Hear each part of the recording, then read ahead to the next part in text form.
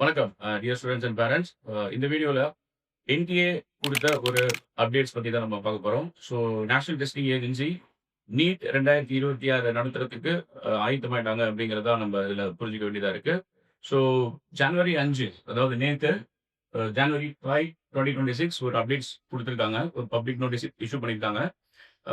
NEET 2026க்கு ரெடியாகிற ஸ்டூடெண்ட்ஸ்க்கு ஒரு notification.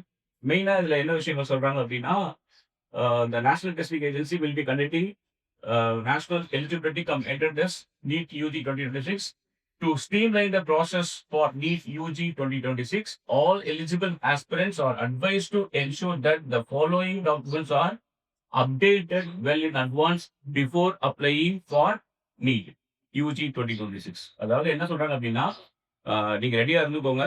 முக்கியமா 3 விஷயங்கள். ஒன்று வந்து ஆதார் கார்டு நீங்க ரீசெண்டா அப்டேட் பண்ணி வச்சிருக்கணும். இன்னொன்னு வந்து பாத்தீங்க அப்படின்னா யூடிஐடி அப்படிங்கிறது பர்சன் வித் டிசபிலிட்டி. ஸோ அவங்களுக்கு வந்து இந்த ஐடி ரொம்ப ரொம்ப முக்கியம். ஸோ அவங்களே அப்டேட் பண்ணி வைக்க சொல்லியிருக்காங்க. அண்ட் தேர்ட் வந்து பாத்தீங்க அப்படின்னா category certificate. So first of all Aadhaar card. So Aadhaar கார்டை பொறுத்த வரைக்கும் இந்த following details: name, date of birth, gender, photograph, address, biometric. இந்த 6ஐயும் நீங்க அப்டேட் பண்ணி வச்சுக்கோங்க. நேமை பொறுத்த வரைக்கும் நேம் உங்களுடைய 10th மார்க் ஷீட்ல எப்படி இருக்கும். ஸோ அது ரொம்ப ரொம்ப முக்கியமான ஒரு விஷயம். 10th மார்க் ஷீட்ல உங்களுடைய நேம் எப்படி இருக்கோ அந்த மாதிரி நீங்க அப்டேட் பண்ணி வச்சுக்கோங்க. Point number 1. Point number 2, date of birth. Date of பர்த்துமே உங்களுடைய 10th மார்க் ஷீட்ல எப்படி இருக்குமோ அதே மாதிரி நீங்க அப்டேட் பண்ணி வச்சுக்கணும். 2. 3வது ஜெண்டர், மேல், ஃபீமேல். ஸோ அந்த ஜெண்டர் வந்து நீங்க ப்ராப்பரா இருக்கான்னு செக் பண்ணுங்க. தென் போட்டோகிராஃபை பொறுத்த வரைக்கும் நம்ம ரீசெண்டா எடுத்த போட்டோகிராஃபா இருக்கணும். So 4th photograph. 5வது வந்து பாத்தீங்க அப்படின்னா அட்ரஸ் வந்து நீங்க இப்ப ரீசெண்டா இருக்கிற இடமா இருக்கணும். ஸோ அட்ரஸ் ரொம்ப ரொம்ப இம்பார்ட்டன்ட். அண்ட் 6வது பயோமெட்ரிக் வந்து உங்களுடைய கைரேகை, விழித்திரை எல்லாமே கரெக்டா இப்ப ரீசெண்டா நீங்க அப்டேட் பண்ணி வச்சுக்க சொல்லியிருக்காங்க. ஸோ இது வந்து ஆதார் பத்தின டீடைல்ஸ். அண்ட் செகண்ட் வந்து பாத்தீங்க அப்படின்னா இந்த யூடிஐடியை பொறுத்த வரைக்கும் so it's a unique disability identity card. UDID, unique disability identity card. So இது யாருக்கு அப்ளிகபிள் ஆகும் அப்படின்னா, பர்சன் வித் டிசபிலிட்டி இருக்காங்க இல்லையா, ஸோ அவங்களுக்கு இது அப்ளிகபிள் ஆகும். மற்றவங்களுக்கு இது அப்ளிகபிள் ஆகாது. ஸோ அவங்க என்ன பண்ணணும் அப்படின்னா, ஆல்ரெடி அவங்க கிட்ட அந்த ஐடி கார்டு இருந்துச்சுன்னா ப்ராப்ளம் இல்லை. இருந்தாலுமே it should be valid and updated and renewed. Expiry ஆகாம இருக்கா அப்படிங்கறத அதை பார்த்து வச்சுக்கணும். ஸோ அந்த கார்டையும் நீங்க அப்டேட் பண்ணி வச்சுக்கோங்க. This is for person with டிசபிலிட்டிஸ்க்கு. தேர்ட் வந்து கேட்டகரி சர்டிஃபிகேட்ஸை பொறுத்த வரைக்கும் நம்மளுடைய ஜாதி சான்றிதழ் வந்து ரிசர்வேஷன் வந்து தமிழ்நாட்டில் பொருந்தும். BC, BCM, MBC, SC, SCA, ST. So இது வந்து நம்மளுடைய ரிசர்வேஷன். தமிழ்நாட்டில் 69% இடஒதுக்கீடு இருக்கு.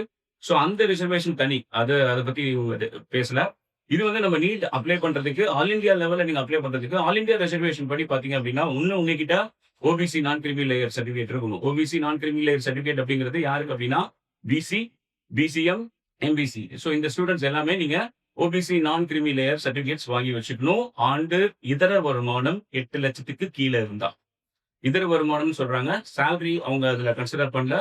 அக்ரிகல்ச்சர்ல இருந்து வர வருமானத்தையும் அவங்க கன்சிடர் பண்ணாம, இது இல்லாம வேற ஏதாவது இன்கம்ஸ் வந்து உங்களுக்கு 8 லட்சத்துக்கு கீழே வந்துச்சு அப்படின்னா நீங்க OBC non creamy layer applicable உங்களுக்கு ஆகும். ஸோ அந்த OBC non creamy layer certificates ரீசெண்டா இருக்கணும், வேலிடா இருக்கணும், அப்டேட்டடா இருக்கணும் அப்படின்னு சொல்றாங்க. தென் எஸ்சியா இருந்தா நம்மளுடைய ஜாதி சான்றிதழ் போதும். எஸ்டி ப்ராப்ளம் இல்லை, அந்த ஜாதி சான்றிதழ் போதும். இந்த கேட்டகரியில வராதவங்க எல்லாமே ஆட்டோமேட்டிக்கா ஜென்ரல்ல போயிடுவாங்க. ஜென்ரல்லே பாத்தீங்க அப்படின்னா ஜென்ரல் இடபிள்யூஎஸ் அப்படின்னு ஒரு கேட்டகரி இருக்கு. ஒரு 10% வந்து ஜென்ரல்ல வந்து இடபிள்யூஎஸ் எக்கனாமிக்கலி வீக் செக்ஷன் அந்த மாணவர்களுக்கு வந்து அந்த இடஒதுக்கீடு போகுது.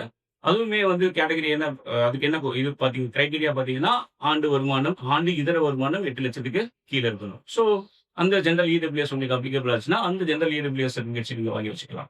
ஸோ கேட்டகரி சர்டிஃபிகேட் அதுவுமே உங்களுக்கு எப்படி இருக்கணும், அப்டேட்டட் அண்ட் வேலிடா இருக்கணும். ஸோ இந்த 3 ரொம்ப ரொம்ப இம்பார்ட்டன்ட். ஆதர்ல திரும்ப ஒரு தடவை சொல்றேன், நீங்க ஜஸ்ட் உள் வாங்கிக்கோங்க. நேம் கரெக்டா இருக்கணும், டேட் ஆஃப் பர்த் கரெக்டா இருக்கணும், gender, photograph, address, biometric. So இது 6 அப்டேட்டடா இருக்கணும். அப்டேட் பண்ணி வச்சுக்கோங்க. ஏன்னா ஸோ இதெல்லாம் பண்றாங்க அப்படின்னா சீக்கிரமா கால்ஃபார் பண்ண போறாங்க அப்படின்னு அர்த்தம். ஸோ ஆதார் அப்டேட் பண்ணிக்கோங்க. யூடிஐடி கார்டு உங்களுக்கு அப்ளிகபிளா இருந்துச்சுன்னா அதையும் நீங்க வேலிடா அப்டேட் பண்ணி வச்சுக்கோங்க. தென் கேட்டகரி சர்டிஃபிகேட். இந்த 3 ரொம்ப ரொம்ப முக்கியம். ஸோ இது லேட்டஸ்டா என்டிஏலேருந்து வந்த நோட்டிஃபிகேஷன். இனிமேட்டு நமக்கு அடிக்கடி என்டிஏ வந்து இந்த மாதிரி பப்ளிக் நோட்டீஸ் குடுத்துட்டே இருப்பாங்க. நம்ம நீட் யுஜி 2026 எழுதுறதுக்கு நம்ம தயாரா ஆகுறவங்களுக்கு இந்த நோட்டிஃபிகேஷன் எல்லாமே யூஸ்ஃபுல்லா இருக்கும். Thank you very much.